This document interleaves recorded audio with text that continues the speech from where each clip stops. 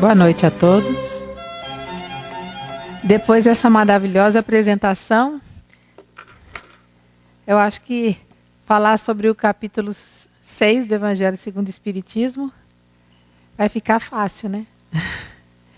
Porque a música, ela toca a nossa alma, né? Muitas vezes as palavras a gente entende racionalmente, a gente compreende racionalmente. Mas para tocar realmente a nossa emoção, o nosso sentimento, muitas vezes, muitas palavras bonitas, bem colocadas, não conseguem.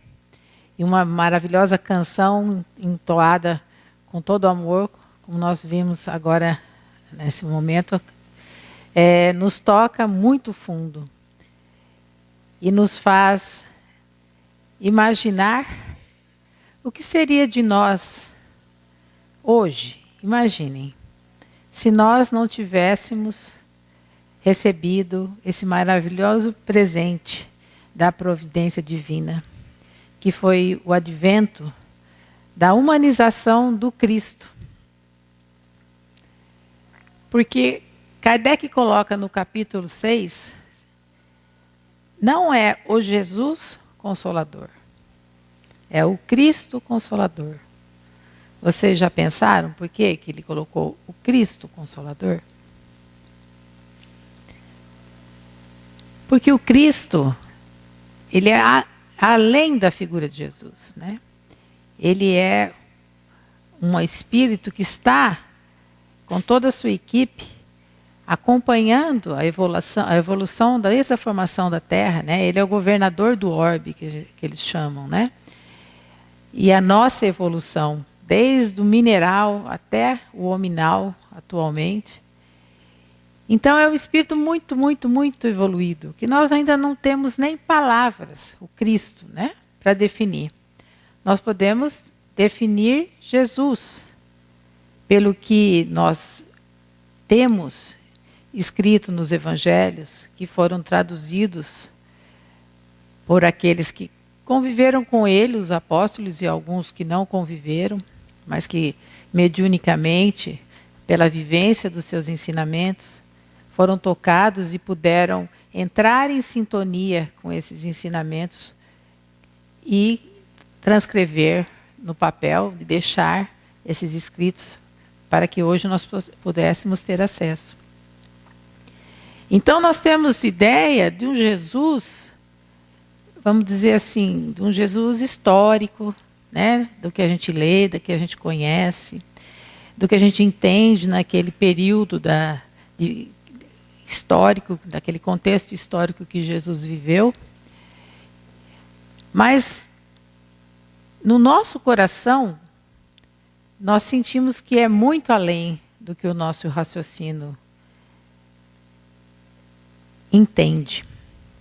E é por isso que permanece as suas palavras e vai permanecer por muito, muito tempo em todos nós humanos. Porque Jesus, o Cristo, né, se fez Jesus, se fez humano, nasceu de uma mulher humana, de um ventre de uma mãe.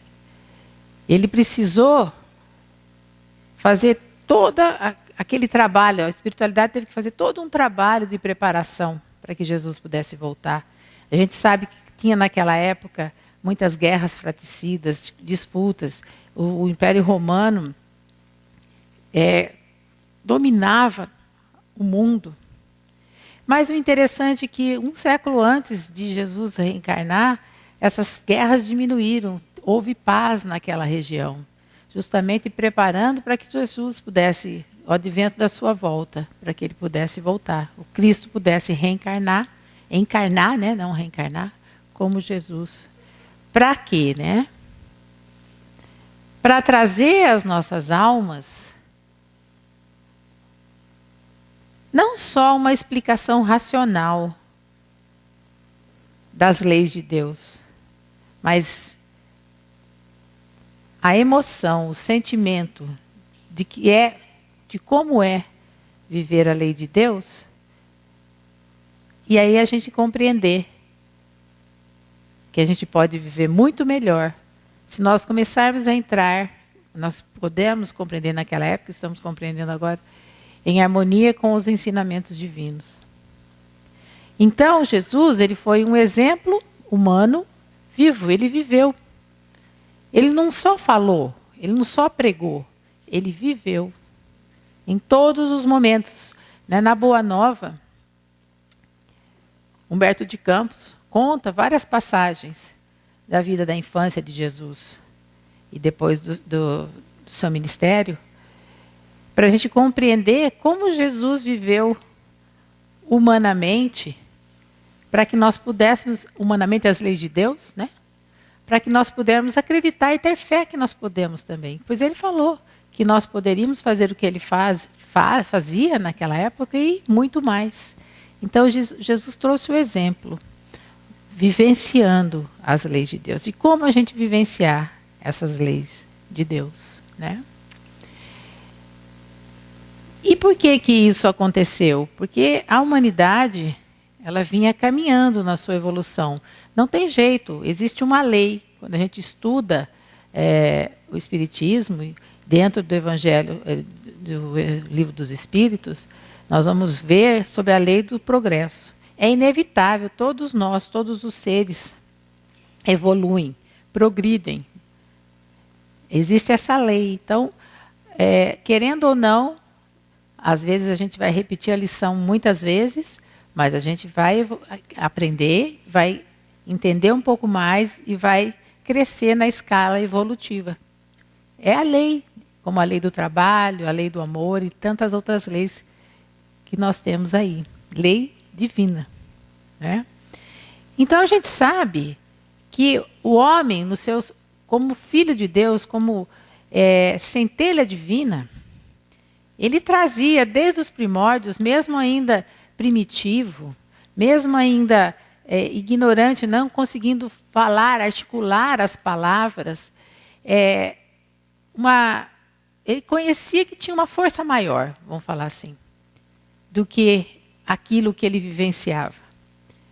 E aí começou-se a fazer os rituais que a gente conhece, os rituais pagãos, oferendas, tentando achar um símbolo material para aquela força divina que nós trazíamos que nós trazemos, né, dentro de nós. Então a gente vê os rituais pagãos, para o Deus Sol, Deus Lua, sempre adorando.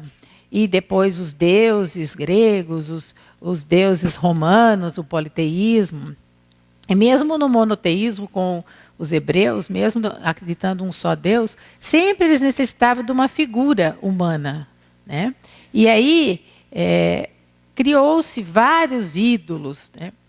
E criou-se vários símbolos, inclusive ainda perdura na nossa, vamos falar assim, na nossa egrégora, na nossa mente, muitas vezes, um Deus como nós, né? Um Deus antropomórfico, um Deus que é um senhor de barbas brancas, né? A qual antigamente a gente temia, tinha medo, né? Hoje Jesus veio trazer que a gente não tem que ter medo, a gente tem que entendê-lo como uma energia de amor, como se um símbolo de um pai, né? Que é toda misericórdia, né? Mas assim mesmo, a gente muitas vezes enxerga Deus como uma figura humana, né? E a gente caminhou, veio aprendendo, mesmo com o Espiritismo, adorando figuras humanas, e até hoje a gente faz muitas vezes isso, santos e tudo mais, quando a gente não adora até um humano como nós. Então escolhe uma figura que a gente acha que tem uma hierarquia espiritual maior que a nossa, como um pastor, ou um dirigente de uma casa espírita, ou um avatar lá no hinduísmo, e a gente quer colocar aquela figura como o símbolo, como o guia para a gente. Eles estão mostrando o caminho deles, mas eles são humanos. A gente não precisa disso, a gente já tem um modelo e guia. No Livro dos Espíritos, na questão 625, os espíritos, né, deixam bem claro que o modelo e guia é Jesus. Ele é o nosso modelo e guia. Aquilo que ele vivenciou, aquilo que ele fez, é o nosso modelo e guia. A gente não precisa procurar em outros locais. O problema é que nós ainda lemos, achamos bonito, achamos correto. Hoje a gente já acha, né? Antes nem achava. Antes achava aquilo inconcebível. Alguns, vamos falar até uns 500 anos atrás, né? Nas nossas reencarnações. Depois a gente, como católico, começou a aceitar, como evangélico, e depois agora como espírita, ainda enxergando dessa maneira. Mas não foi isso que o Consolador prometido, o segundo Consolador, primeiro Jesus e depois agora o Espiritismo, veio trazer. O que o Espiritismo, que Kardec, que os Espíritos quiseram trazer é um Deus em espírito e verdade. Um Deus que não tem uma figura. Não é um Deus que eu tenho que adorar. É um Deus que eu tenho que viver essa energia de amor através dos ensinamentos de quem veio como representante dele, Jesus. Então, quando eu entro em sintonia com esses ensinamentos, quando eu tento repensar na minha vida todo dia, como Jesus faz, como Jesus faria, eu vou entrar em sintonia com essa lei de amor, com essa lei, vou entrar em sintonia com Deus que está em tudo. E aí isso vai me dar força, vai aumentar a minha fé, a minha certeza de que, embora hoje eu errei, embora hoje eu não fiz da maneira mais adequada, amanhã eu posso fazer. Porque não foi à toa que Jesus contou a parábola do filho pródigo. Essa parábola, ela sintetiza o amor incomensurável de Deus para conosco. Uma parábola que mostra que todo dia a gente faz isso.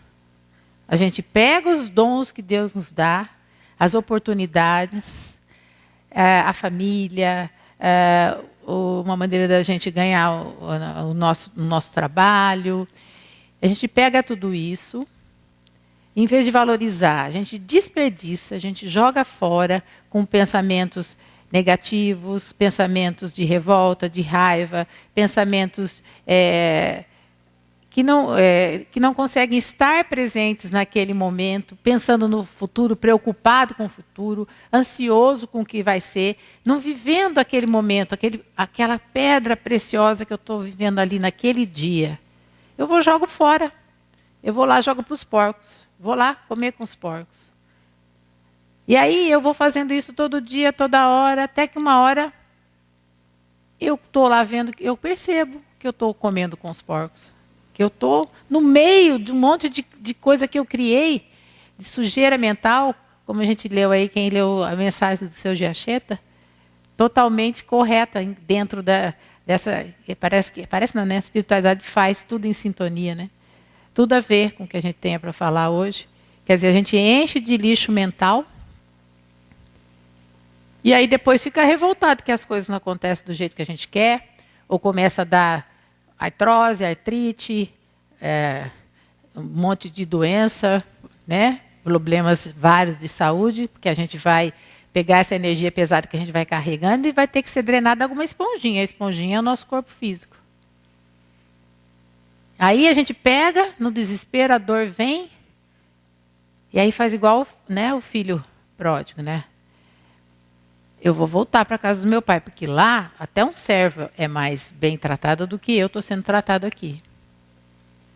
Só que muitas vezes a gente não volta assim, eu vou voltar, mas fica lá. Eu não sou digno, eu não mereço. Ou então eu fico assim, tomara que ele venha me buscar, né? Eu vou ficar aqui esperando ele vir me buscar. Eu não dou o primeiro passo. Eu não faço o primeiro passo para poder chegar até ele. O filho pródigo fez isso. Ele saiu de onde ele estava, lá, jogado, no meio dos porcos, e foi ao encontro do seu pai. E esse pai, que é a figura de Deus, ele não puniu, ele recebeu de braços abertos com festa. Então é isso que a gente tem que perceber na nossa vida do dia a dia. E é isso que a gente tem que pensar quando a gente lê o primeiro item daqui do Cristo Consolador, quando Mateus coloca sobre o jugo de Jesus. Então, o jugo leve. Vinde a mim todos vós que sofreis e que estáis sobrecarregados, e eu vos aliviarei. Tomai meu jugo sobre vós, e aprendei de mim, que sou brando e humilde de coração, e encontrareis o repouso de vossas almas, porque meu jugo é suave, meu fardo é leve. São Mateus, capítulo 11, versículo 28, 29 e 30. Então, jugo, o que é jugo, né? Eles colocavam aquelas, para prender os bois, né? 2 bois, aquela madeira é um jugo. Jugo, a gente tem aquela ideia daquilo que nos aprisiona, daquilo que nos prende. E o jugo da gente é tão pesado porque a gente mesmo cria as dificuldades, como a gente estava falando antes.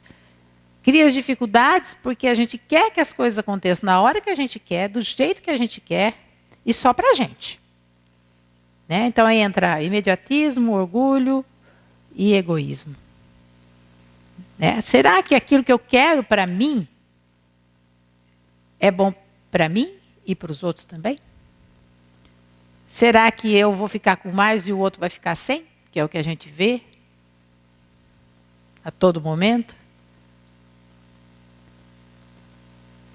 Como a gente vê na música, quando fala assim, que vai ter paz quando todas as nações estariam abraçadas, dadas as mãos. E a gente vê uma nação querendo destruir a outra por seus interesses, por interesses monetários, por interesses religiosos, por interesses políticos, né? Renegando abrigo para quem está desvalido, que não tem para onde ir, sendo que há um tempo, há um século atrás, o sentido era o contrário na Europa, né? A Europa renegando as pessoas que estão fugindo da guerra, sendo que na Segunda Guerra Mundial e na Primeira, a Europa fugia para a África.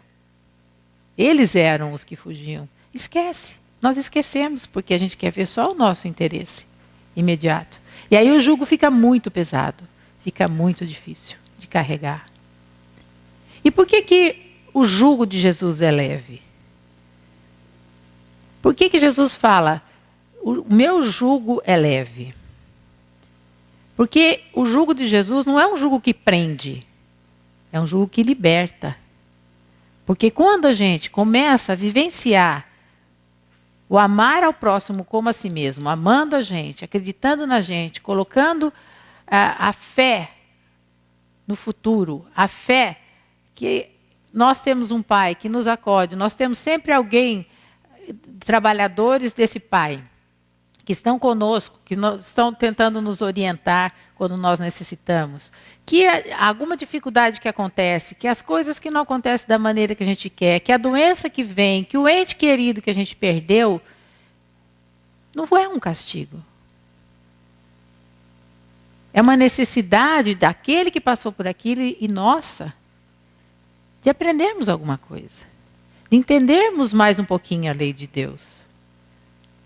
Então, quando a gente tenta compreender essas situações através dos ensinamentos de Jesus, a coisa fica mais leve.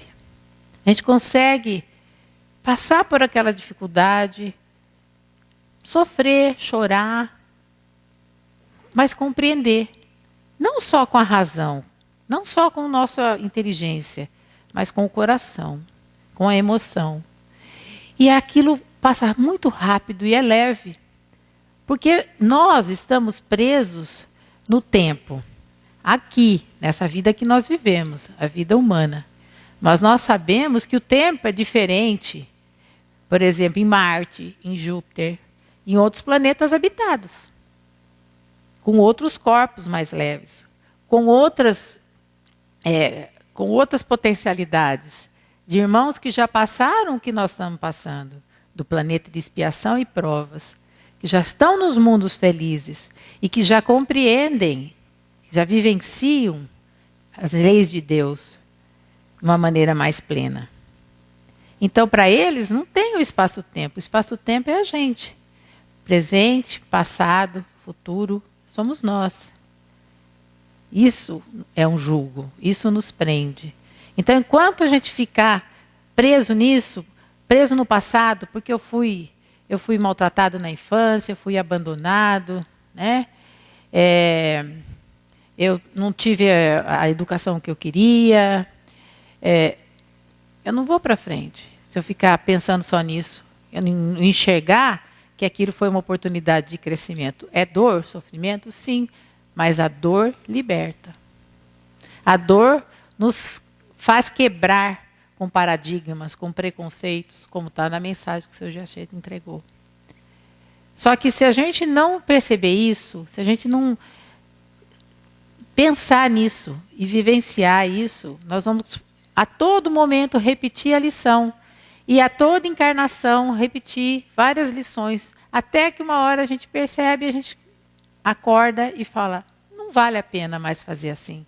Não vale a pena viver assim, porque eu tenho tantas oportunidades.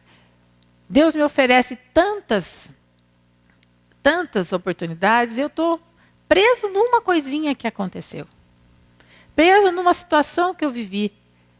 E como espírita, como o nosso Consolador prometido que Jesus nos prometeu, a gente sabe que a gente vai ter outra oportunidade. Que nós vamos poder reencarnar, que nós vamos poder fazer melhor.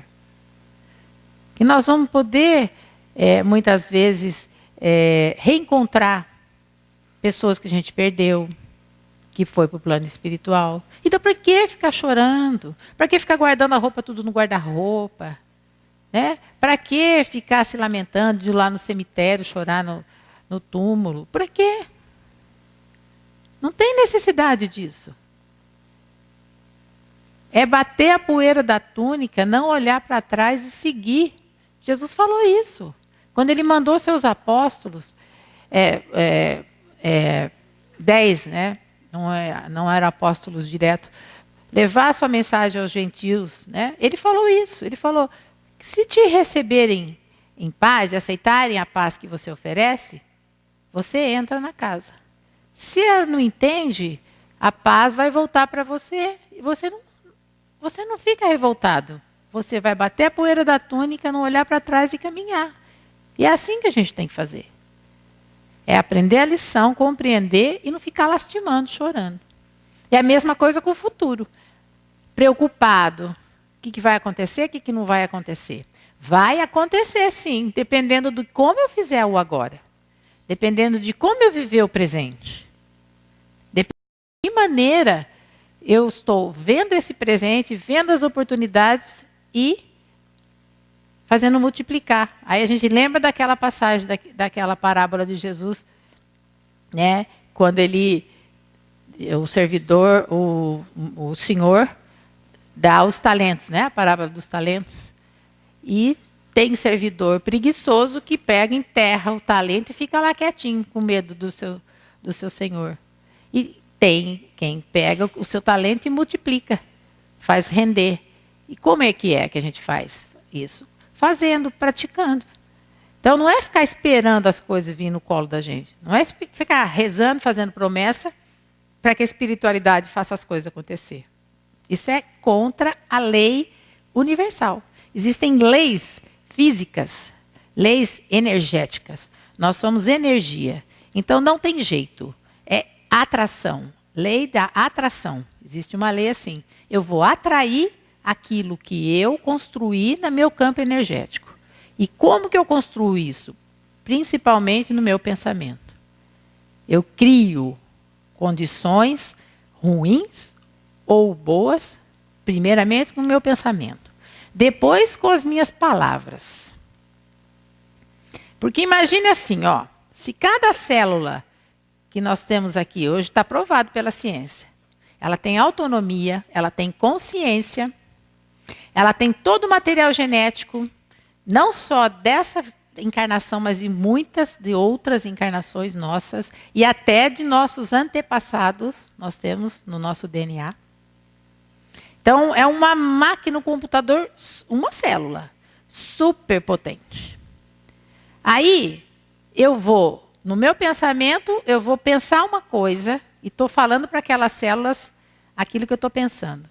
Aí, na minha palavra, eu vou falar outra coisa. E na minha atitude, eu vou fazer diferente ainda. Vai dar certo?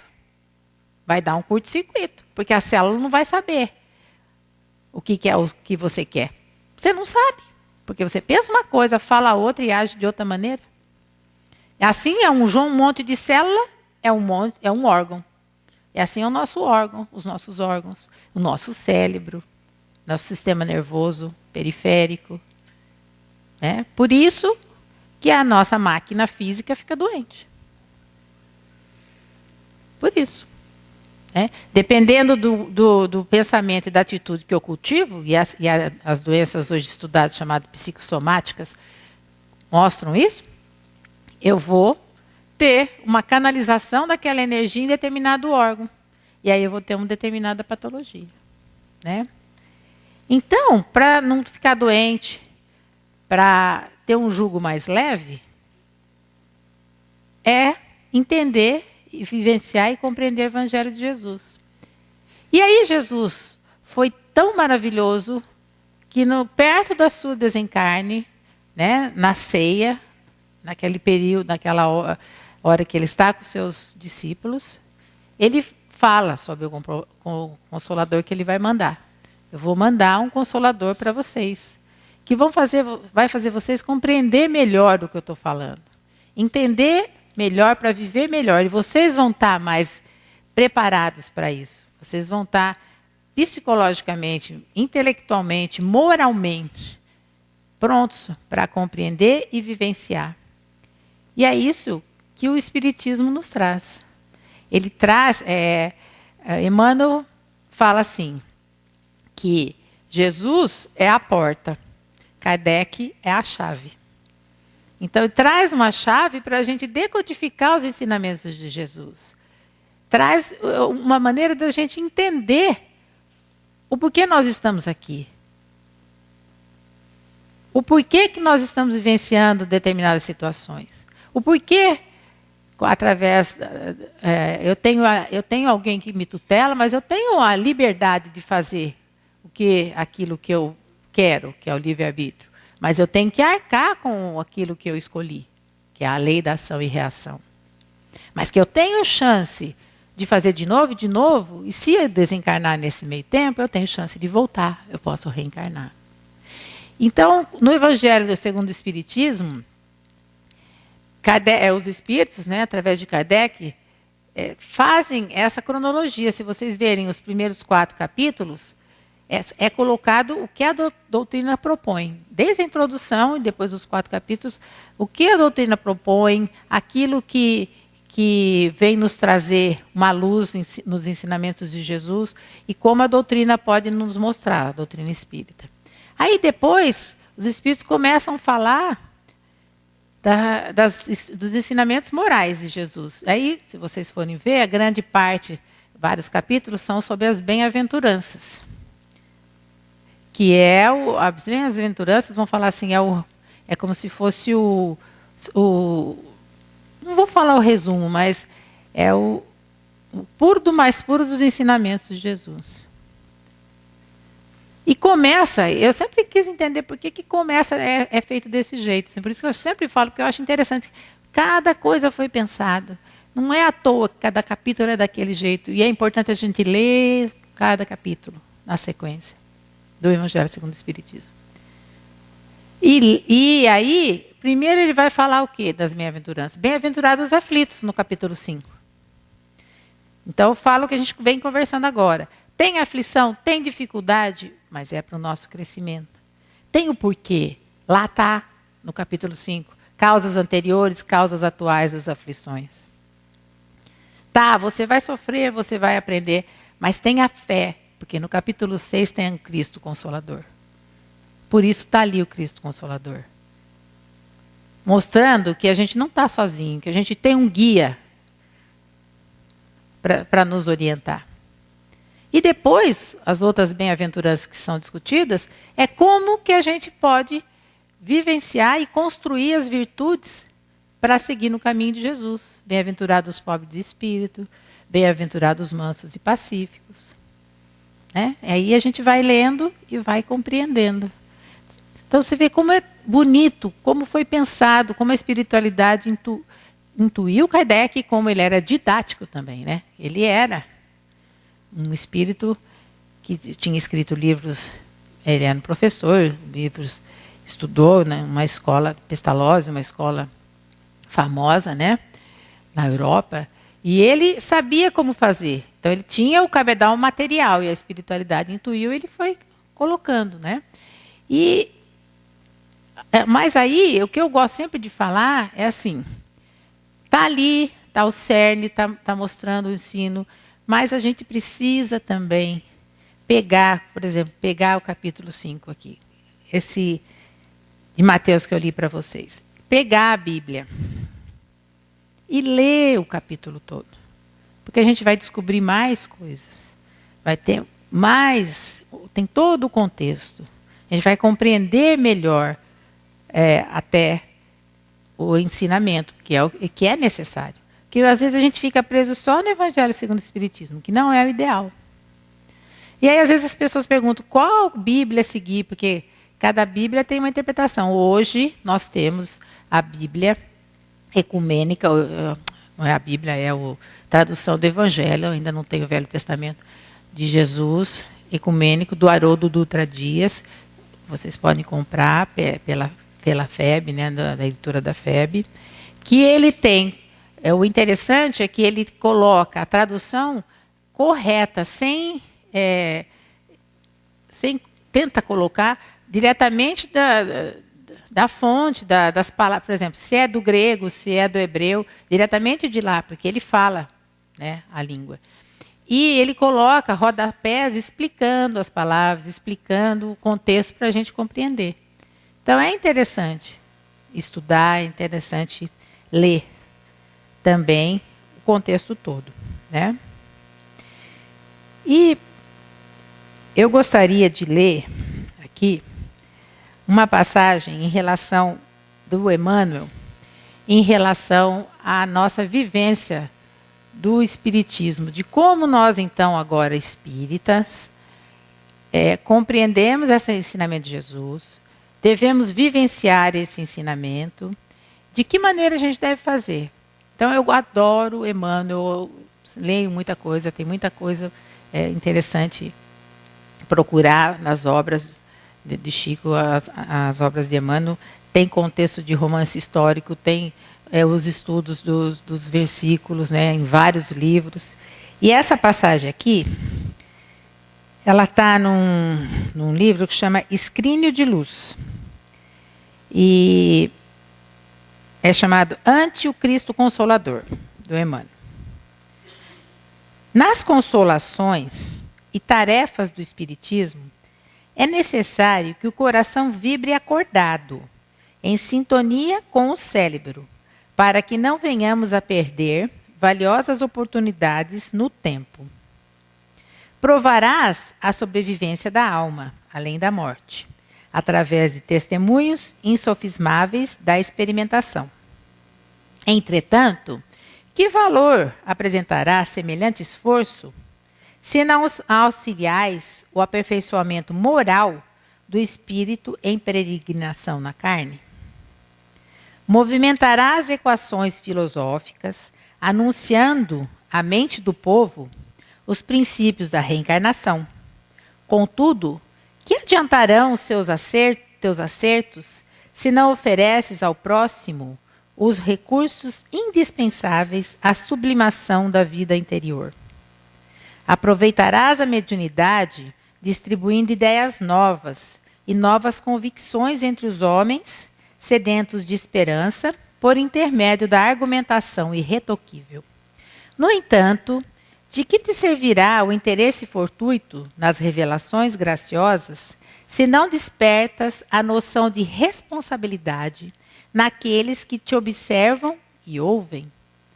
Então, o que adianta eu falar bonito? O que adianta eu saber muita coisa se eu não vivo, se eu não faço, se eu não exemplifico? Realizarás as melhores demonstrações científicas, positivando a vida consciente em outros mundos, como a gente falou aqui, em outras esferas de ação. Todavia, de que valerá semelhante empreendimento se te não dispões a ajudar o pedaço de chão em que nasceste, contribuindo de algum modo na construção de uma terra melhor? Então, o que adianta eu querer ajudar lá na China tal? Tudo bem, é louvável. Se eu não ajudo aqui, se eu não faço aqui, se eu não faço para quem está mais próximo de mim, se eu não faço, às vezes, para um funcionário meu, que eu tenho facilidade em conseguir determinada coisa, que eu posso conseguir para ele, e eu não faço porque, não pode dar moleza para funcionário. É por isso que, quase sempre, espiritismo sem cristianismo é simples empresa intelectual destinada a desaparecer no sorvedouro de caprichos da inteligência. Não se entrelaçariam dois mundos diferentes para o simples trabalho da pesquisa ociosa ou do êxtase inoperante. Não se abririam as portas do grande além para que o homem se infantilize na irresponsabilidade ou na inconsequência. Cristo é o ponto de equilíbrio em nosso reencontro. Espíritos desencarnados e encarnados, todos nos achamos em degraus diferentes da escala evolutiva. Sem Jesus, estaríamos confinados à sombra de nós mesmos. E sem disciplina do seu evangelho de luz e amor, com todas as pompas de nossa fenomenologia convincente e brilhante, não passaríamos de consciências extraviadas e irrequietas a caminho do caos. Então, que nós saiamos hoje conscientes da importância de nós vivermos, de nós vivenciarmos os ensinamentos de Jesus. Não é de ninguém mais, é de Jesus. Porque ele foi a humanização das leis divinas. E como disse Paulo de Tarso, hoje nós vemos em partes ainda. Nós estamos vendo partes da lei de Deus, nós estamos vivendo partes. Mas vai ter uma hora que nós vamos ver face a face. Nós vamos ver a verdade. Nós vamos viver a verdade plenamente, as leis de Deus. E aí nós estaremos felizes.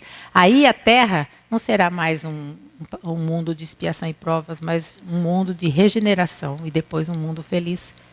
E nós teremos, se nós nos esforçarmos, nós teremos a oportunidade de estar aqui.